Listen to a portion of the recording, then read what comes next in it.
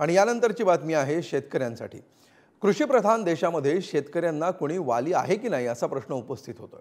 कापूस आणि सोयाबीन या पिकांना दर मिळेल या आशेने बळीराजा डोळे लावून बसलेला असतो। सरकार यासाठी हमी भावाची घोषणा देखील करतं।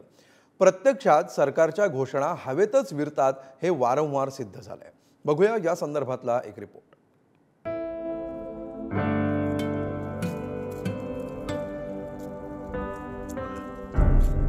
ज्या पांढऱ्या सोन्यामुळे बळीराजाचं आयुष्य उजळणं अपेक्षित आहे, त्याच पांढऱ्या सोन्यामुळे बळीराजाचं आयुष्य काळवंडलंय।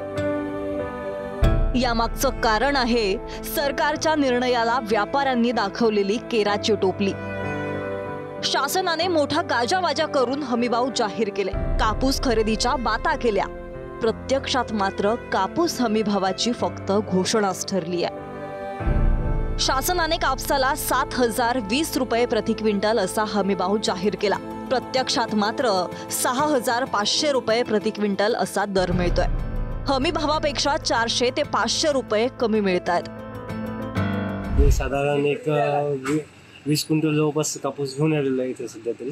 पण कसं हमीभावापेक्षा जर कोणी जर करत असेल खरेदी त्याच्यावर फौजदारी गुन्हे व्हायलाच पाहिजे। पण यांच्या काही कारणामुळे यांना शिक्षा केंद्र चालू केलं नाही। शिक्षा केंद्र जर चालू झालं असतं तर आम्ही इकडे माल देणार असताना आज किमान 500 रुपयाने हे माल कमी घेत आहेत आमचा, आणि नाही इलाज आम्हाला इकडे माल द्यावा लागला। हमी भावापेक्षा कमी किमतीत कापूस खरेदी करणाऱ्यांवर कारवाईचा इशारा सरकारने दिला। संबंधितांवर गुन्हे दाखल करण्याचे आदेश देवेंद्र फडणवीसांनी दिलेत। मात्र व्यापाऱ्यांनी पळवाट शोधत शेतकऱ्यांनाच कोंडीत पकडण्यास सुरुवात केली आहे। कमी भाव मिळाल्यास आपली कुठलीही हरकत नाही असं हमीपत्र लिहून घेतलं जाते। ही परिस्थिती अत्यंत बिकट अशी परिस्थिती आहे, कारण की जो भाव शेतकऱ्यांच्या कापसाला मिळतोय त्या तुलनेत त्याचा कापसाचा उत्पादन खर्च हा खूप जास्त आहे। या परिस्थितीमध्ये शेतकरी तो उत्पादन खर्च कुठून काढतील हा सुद्धा प्रश्न त्या ठिकाणी पडतोय। आणि सरकारने यामध्ये लक्ष घालून शेतकऱ्यांच्या कापसाला योग्य हमीभाव मिळवून देण्याची जबाबदारी सरकारने स्वीकारली पाहिजे। जी अवस्था कापूस उत्पादकांची तीच अवस्था सोयाबीन उत्पादकांची देखील आहे। घाम गाळून मोत्यासारखं सोयाबीन पिकवलं जातं, पण बाजारात त्याला कवडी मोल भाव देखील मिळत नाही। सरकारनं जाहीर केलेल्या हमी भावापेक्षाही कमी दरानं सोयाबीन विकलं जात आहे। परिणामी शेतकऱ्यांचा उत्पादन खर्च देखील निघेनासा झालाय। सोयाबीनला 4,600 रुपये प्रति क्विंटल असा हमीभाव जाहीर केला। प्रत्यक्षात मात्र 4,100 रुपये असे दर मिळतात। हमीभावापेक्षा 500 रुपये कमी किंमत मिळते। हमीभाव 4,600 ते 4,000 पर्यंत सोयाबीन विकलं चाललेलं आहे। तरी आता माझ्या घरी 12 एकर शेती आहे। मला पहिले 60 पोते 50-60 पोते सोयाबीन झालेलं आहे, त्यामध्ये याच्यात 4,000 रुपये भाव येऊन राहिला। आता याच्या पुढे आम्ही काय करायचंय? मी आज 6 महिने झाले साठवून ठेवलेले आहे घरामध्ये। मला पैशाचं काम असल्यामुळे मी आज 40 क्विंटल सोयाबीन विकायला आणलेली आहे। माझ्यावर कर्ज असल्यामुळे मला सोयाबीन विकणे गरजेचे आहे।